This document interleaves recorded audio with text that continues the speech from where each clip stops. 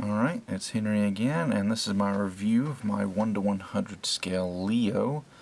And this is the second 1:100 scale Leo I've made. My first one I made back in 2011. And this one I've used pretty much the same idea, using 1:100 scale Tolgeese 3 as a base.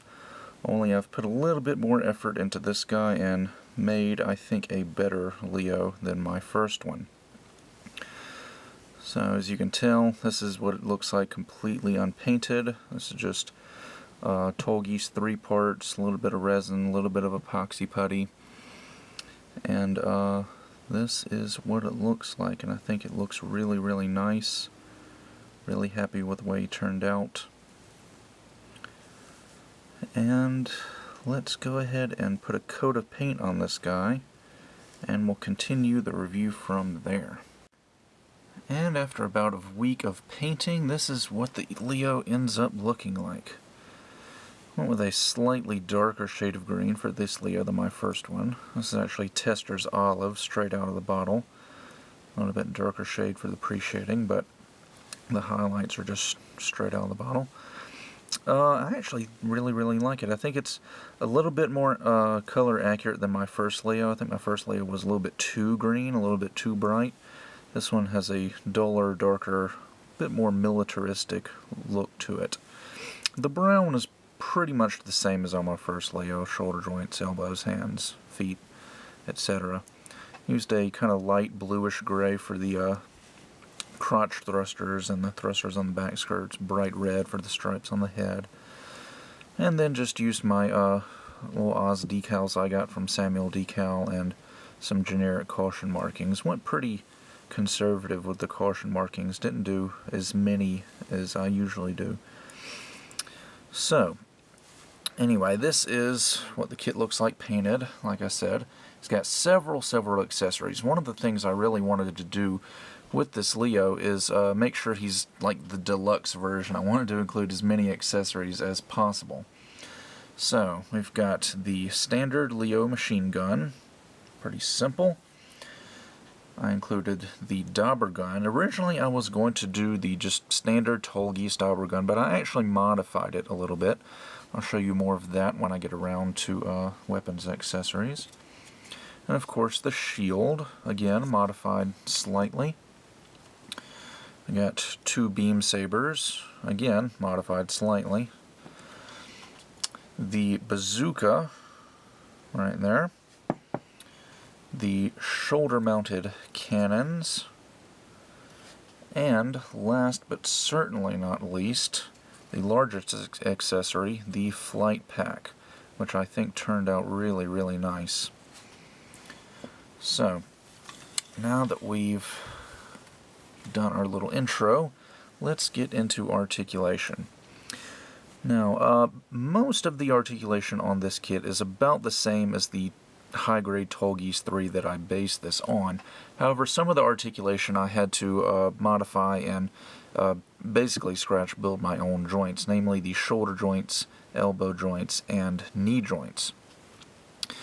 Now, my first Leo, I had a fixed pose head. It didn't move at all, but I figured since I've done that once, I'd go ahead and make a rotatable head for this Leo, and it actually has a little bit of up and down, since it's on a peg polycap rather than a ball joint. It doesn't have any side to side at all, but it does have up and down, and it can pretty much rotate a full 360 anywhere you would need it to go. My only real complaint is that that up and down movement is sort of involuntary. I wish I could actually get rid of it, but oh well. I could have added some like a ball joint or something at mid-torso, but for the little gimmick I had for the backpack connection, I kind of had to forfeit that. So no articulation in the torso, but we do get waist rotation of pretty much a full 360 degrees. For the shoulders, I actually did add a new shoulder joint in the torso. There's a polycap that I put inside the torso, which will give the shoulders some forward and back movement, as you can see there. You can kind of see that polycap right there, moving back and forth. And then the shoulder joints I made completely from scratch. It's basically just a little peg on a swivel inside the shoulder joint, and it can move about 90 degrees outward. And then of course it can rotate, 360. 360 below the shoulder, it's on a peg. The elbow joints I scratch built out of pla plates because I really wasn't, well, I definitely wasn't happy with the polycap elbows that originally came on the kit, and I wasn't really all that happy with the resin elbow joints that I had done on my previous Oz project kits. So these are new, and because of this elbow armor here, you can see the elbow armor kind of gets in the way. It doesn't bend a full 180, but you do get over 90 degrees. You can see the elbow joint between the armor panels. I actually, before I painted this guy, found out that if I had made the elbow armor fixed pose and just permanently attached it to the forearm, that I could have gotten a full 180, but messing around with the Bazooka and the Dabra Gun and all that stuff, I figured out that I didn't even need his elbow to bend a full 180 anyways, so I decided to keep the movable elbow armor just because I liked the way that looked. The hands, instead of using fixed pose hands like my other Oz project kits, I'm using the Hobby Base 1:100 scale round finger hands, so pretty much perfect grade articulation on these fingers. And the rest is on a ball joint, and it's also got a little back and forth joint there, so plenty of movement in the hands. Skirt armor. Originally the Tallgeese kit didn't have any movement in the skirt armor at all, but I changed that. If you've watched my work in progress video, you can see a better explanation of it, but the front skirts, the very, very small front skirts, are on ball joints, so they can rotate up and down and wiggle around a bit. And I added some detail on the underside of it, but you probably can't see it because of the lighting. Side skirts are on pegs. They can go up and down and rotate slightly. The back skirts, I didn't bother adding any articulation to them. They're just glued in place, so I mean there's really no need to have them move anyway. The hips are on a standard high-grade ball joint, so they can go forward and out and a little bit of back and forth there. The knee joints are pretty much exactly the same as the elbow joints that I scratch built, only larger. And they can bend a full 180 degrees. As you can see, the knee armor moves along with the knee joint. Bend a little bit better, you can get that knee armor to go up. But yeah, full 180 degree bend. I really would have liked to be able to have this guy kneel, but the knee joint is up to the task, but the hip joints just aren't going to let him be able to kneel very well. I mean, he can kneel, but it's kind of goofy looking, so. Anyway, ankle joints are just standard ball joints, and lift this up, you can see the ball joint down in there. So side to side, forward and back, pretty much 360 rotation. And the ankle armor just floats and sits on top of the foot like so. So that does it for articulation. Now let's get on to these weapons and accessories. Now the first weapon is, of course, the Leo machine gun. Nothing really fancy about it. Doesn't have any moving parts. It's all just glued together. Got a little bar right here on the top for the Leo to hold on to. Added a little clear jewel for the sight there. And put it in the hand. Now, admittedly, he does have a little bit of a problem holding it. I mean, he can hold it, but you just really have to squeeze his hand around it, otherwise it'll fall forward, because it is a little bit front heavy with this ammo drum right here, but fiddle with it around enough and fiddle around with it and he'll be able to hold it just fine. The next pair of accessories are the shield and Dabra Gun. As you can see, I've removed the shoulder armor. And the shield, on the front, I just filled in that little eagle crest that was scribed in there and filled that in with putty. Added an Oz decal. A few little bubbles on this decal, and that bothers me. The back of the shield I redesigned a bit. Had to make this old custom shield mount here. And the back of the shield originally had a small box and two beam sabers coming out of it, and this handle was over here. But I redesigned the back of it with pla plate to make it more similar to the Robot Damashi Leo shield. And as you can see, I've got a little peg here, and all of the shoulder mounted accessories will just peg in like so. And there you go. And the beam sabers as well can just peg onto these little pegs up under the shield. And likewise, the Dabra Gun. Like I said, originally I was going to use the standard Tolgis Dabra Gun, but I decided to change it up a bit. I had to change this mount right here. Originally it was much smaller and went over the Dabra Gun. Had to make it, add this L-shaped piece and bring it under. And then I shortened the barrel by about a centimeter, so it's a little bit shorter. Added a new swinging handle right here, and brought the main handle out to the side and put it on a peg so it can go back and forth as well. And then I made this shoulder mount out of ply plate, and like the shield, it just pegs right into place. And kind of like the Tolgis, doesn't really need to hold on to the Dabra Gun, but if you want to, he can get that in place. I think the swinging handle that's able to go back and forth really helps him be able to get a better grip on it. So there you go. And I haven't actually tried to see if he can bring this other arm over far enough to grab onto this handle that goes sideways. Honestly, I don't think he's going to be able to reach. And of course, the beam saber being small and light, he doesn't have any problem holding onto that at all. And the next accessory are the shoulder-mounted cannons.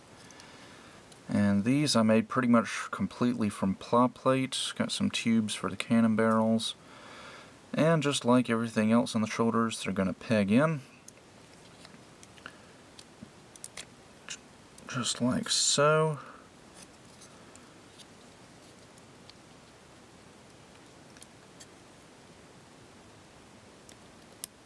And there we go. Now originally I wanted to add articulation to these cannons on the top, have them be able to swivel back and forth, but just the size and everything and the way everything went together, I decided just to make them fixed pose. Plus I figured they're not going to be able to swivel back and forth very much anyway, so it's really not going to make that much of an improvement, but overall I do think they look pretty nice. And of course, next up is the Bazooka. Doesn't have any moving parts, although I did make the handle at an angle. Got a little camera here, hollow down inside the barrel, got a little vent on the back here, got another handle on the side. And he's pretty much going to have to hold it up over the shoulder like so. Although when he does, might be a little bit unstable, but he does hold on to it pretty well. And you can always bring the left hand over to grab hold onto the handle and make it even more stable. The Bazooka is actually a little bit too heavy to be held up under the arm, so pretty much over the shoulder is the only way he's going to be able to hold it on mine.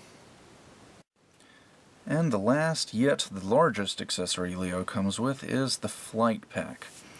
Now to attach the flight pack, what I did is I cut out this little circle on the back here, and I inserted a polycap, cemented that in place on the inside, and put a peg on this little circle.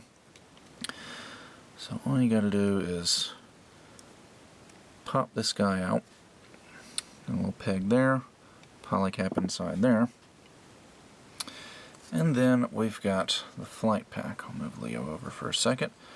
Pretty much built the entire thing out of ply plate, with the exception of these little things on the bottom. I don't think they're really like missiles or anything, because I only have one fin on them.